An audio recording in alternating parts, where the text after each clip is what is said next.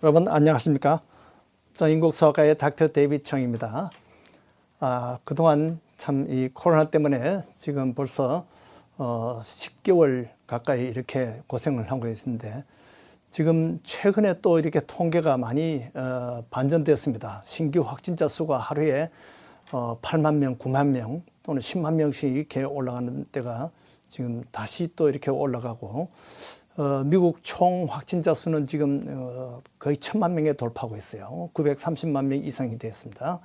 그래서 보통 인구 10만 명당 이렇게 계산해 보면 약 2,800명이 되는데요. 그러면 인구의 2.8%가 지금 감염이 된다고 그렇게 볼 수 있죠. 이것은 정말 굉장히 지금 숫자가 높아지는 거죠. 그래서 이 통계를 보면 확진자 통계가 지금 3월달 그때 아주 많이 올랐다가 그 다음에 중간에 좀 주춤하다가 한 7월달쯤에서 한번 또 올랐는데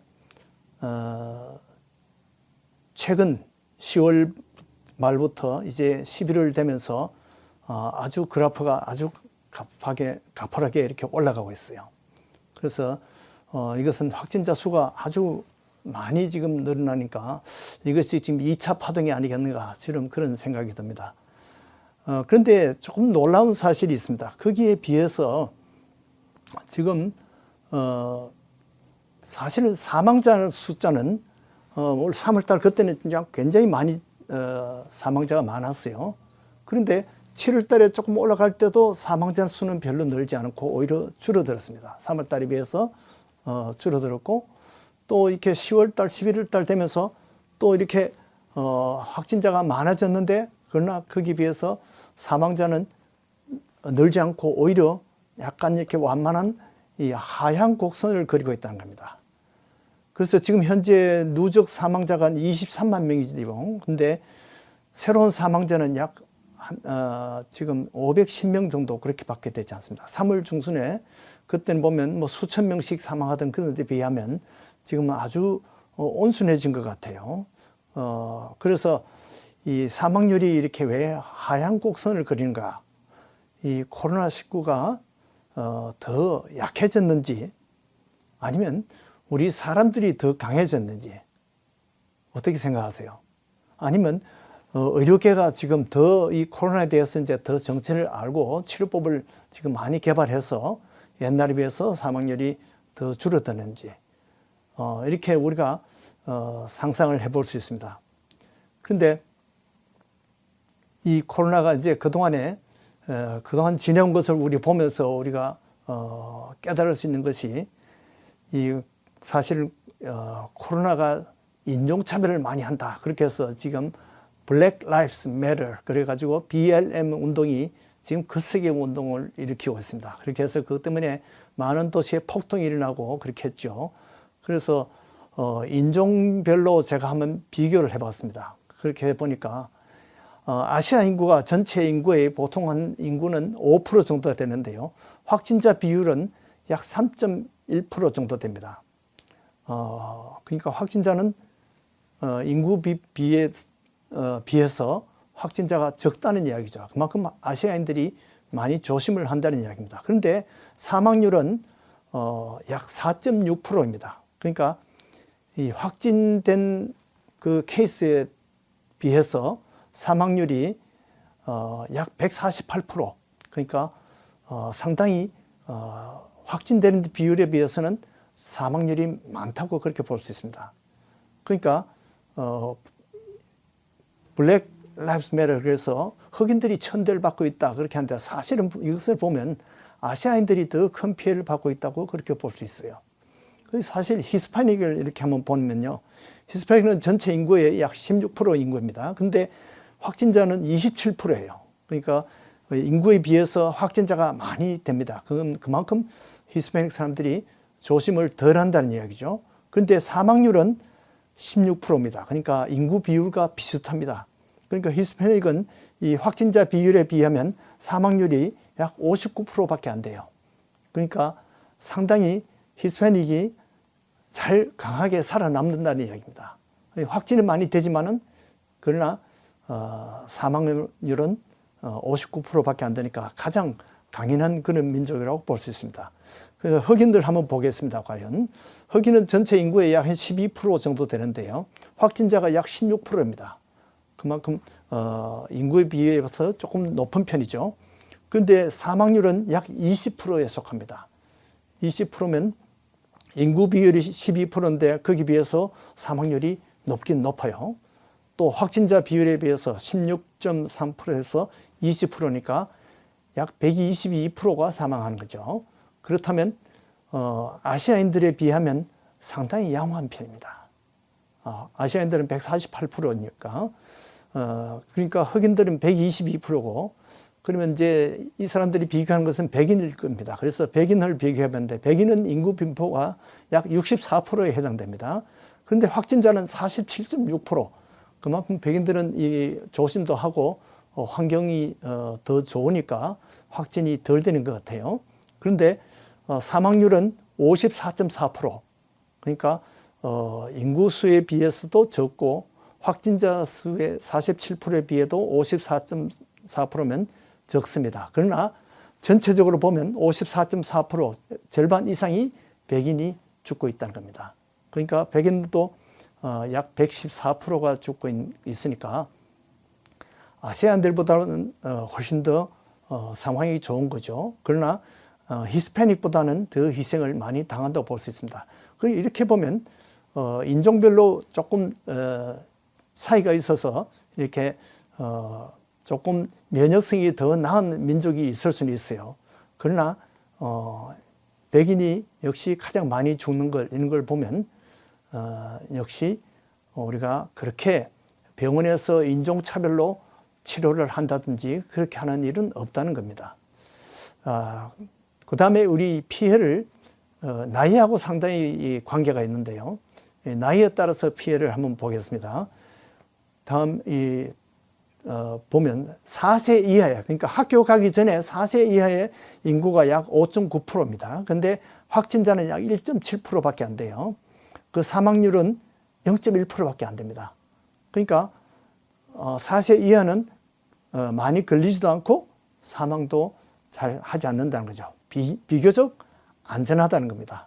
철 모르는 그 4세 이하의 아이들을 학교 가지 않는 아이들.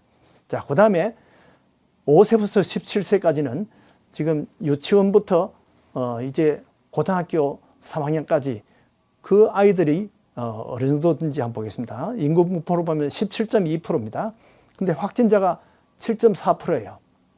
확진자는 그렇게 중고등학교 학생들에게 그동안 학교가 문 닫은 탓도 있습니다만 그렇게 많이 감염이 되지 않았다는 거죠. 사망률은 0.1%입니다. 4세 이하와 마찬가지예요. 0.1%. 그러니까 아주 안전하고 초중고 학생들도 안전하다는 거죠. 이제 학교를 완전히 열었을 때 어떻게 변하는지 그거는 아직도 이제 또 두고 봐야 합니다. 자, 그 다음에 30세에서 39세까지는 인구 분포는 13.3%인데 확진자는 약 16.5%예요. 근데 사망률이 1.3%입니다. 확진은 많이 되지만은 감염률은 많지만은 그러나 아직도 안전합니다. 1.3%밖에 안 되니까요, 사망률이. 그런데 40세에서 49세는 보면 인구 분포는 12.3%인데 확진율이 15.2%고 사망률이 3.1%예요. 그러니까 감염은 많이 되지만은 사망률은 비교적 안전한 편입니다. 그러나 이제 50세 이상 되면서부터 아주 위험해집니다. 확진율도 20%가 많고요. 사망률은 15.3%입니다. 사망률도 증가했어요. 자, 65세 이상 74세까지가 인구 분포는 9.4%인데 7.6%가 확진되었고 확진되는 사람, 감염되는 사람은 비교적 적은데 사망률이 21%입니다. 사망률이 갑자기 많이 늘었죠. 이렇게 이제 위험한 숫자입니다. 자, 75세에서 84세까지는 인구는 4.8%지만은 확진자가 4.3%, 그런데 사망률이 26.6%로 갑자기 많이 뜁니다. 사망률이 6배로 뛰는 거죠. 85세 이상은 전체 인구는 2%밖에 안 되지만은 확진율에 비해서 2.9%에 비해서 사망률이 32.2%가 됩니다. 사망률이 16배가 됩니다. 이렇게 연령별로 보면 80세 이상이 가장 위험하다고 볼 수 있죠. 자, 그 다음에 남자와 여자가 누가 더 강한가 보면 여자들이 확진율은 52% 가까이 돼요. 남자들이 48%에 가깝습니다. 그런데 사망자율 보는 오히려 여자들이 46%, 남자들이 54% 가까이 이렇게 해서 남자들이 사망률이 더 많고 아주 시리어스한 그런 사망률이 많습니다. 아마 성전 환자는 어떻게 될지 알 수 없습니다. 그런데 어쨌든 여자보다 남자가 더 많이 희생당한다는 거죠. 그래서 지금 우리가 할 수 있는 것은 무엇일까요? 예방을 위해서는 역시 사회적 거리두기를 아직도 해야 됩니다. 마스크를 사람들 만날 때 많이 해야 됩니다. 그래서 요즘은 이렇게 마스크 끈을 해서 사람이 없는 때에는 그냥 가지만은 사람들이 있을 때는 이 끈으로 해서 이렇게 마스크를 다시 착용하도록 그렇게 지금 이렇게 마스크 끈이 나왔어요. 페이스 실드도 도움이 됩니다. 손 씻기, 소독제 열심히 사용해야 됩니다. 그 외에 우리가 예방을 위해서는 바이타민 C나 바이타민 D를 많이 복용하는 것이 좋고 징크를 그러니까 아연을 복용하는 것이 도움이 된다고 합니다. 그리고 면역을 높이기 위해서 프로바이오틱을 많이 권하고 있어요. 그러니까 프로바이오틱하고 면역을 높이는 데는 역시 운동을 많이 해야 되고 수면을 충분히 취해야 되고 마음이 편안해야 됩니다. 스트레스가 많으면 면역이 약해져요. 그래서 성경 찬송 열심히 우리가 부르고 읽고 또 기도하고 이럴 때서 우리가 많이 면역이 강해야 됩니다. 자, 확진자가 되었을 때는 어떻게 해야 될까요? 증세가 없어도 가족과 거리를 둬야 됩니다. 마스크를 쓰고 거리를 두고 대화를 해야 됩니다. 만약에 가벼운 감기가 있으면 해열 진통제 감기약을 쓰고 그냥 충분히 휴식을 취하면서 시간이 지나도록 기다려야 됩니다. 매주 주치의와 상태를 보고하고 상담을 해야 됩니다. 확진자 가족과 접촉자는 다 다시 검사를 필요합니다. PCR 검사는 현재 면역이 감염이 된지 그것을 검사를 하는 것이고 피검사는 항체 검사인데 그것은 보통 2주 이전에 병이 걸린 적이 있는지 또 감염이 현재 진행되고 있는지 그것을 봅니다. 이 PCR은 과거에 지나간 것은 모릅니다. 그러나 피검사는 과거에 지나간 것도 알기 때문에 두 가지 같이 겸하면 좋습니다. 자, 확진자의 증세가 나타나면 어떻게 합니까? 이 처방약은 지금 이것은 아주 컨트로버셜 하지만은 지트로맥스와 하이드록시클로리킨 그리고 징크 설페이트 이런 세 가지를 처방을 하는 의사들이 많이 있습니다. 그리고 평상시에 그 호흡이 만약에 분당 30회 이상 되면 응급실로 가야 됩니다. 병원에서는 렘데시비를 IV로 치료할 수 있고 새로운 치료제로서는 리제네론이라는 그런 약이 트럼프 대통령이 사용했죠. 그리고 산소를 쓰고 또 호흡기를 써서 치료를 하게 됩니다. 자, 이제 멀지 않아 이제는 1년이 다 돼 갑니다. 코로나가 온 지 아직 백신은 소식이 없습니다. 1621년에는 이 청교도 선조들이 이 땅에 와서 1년을 무사히 지난 것에 대해서 감사를 드렸습니다. 물론 그때도 많은 사람이 병으로 죽고 희생을 당했습니다. 이제 1년이 다 돼 가는데 우리도 이 감사절을 통해서 우리가 1년 동안 코로나 세상에서 생존한 것을 우리가 감사하고 우리가 감사를 하면 우리가 인체 면역력도 높아지고 코로나를 극복하기 쉽습니다. 열심히 감사하고 기도합시다. 안녕히 계십시오.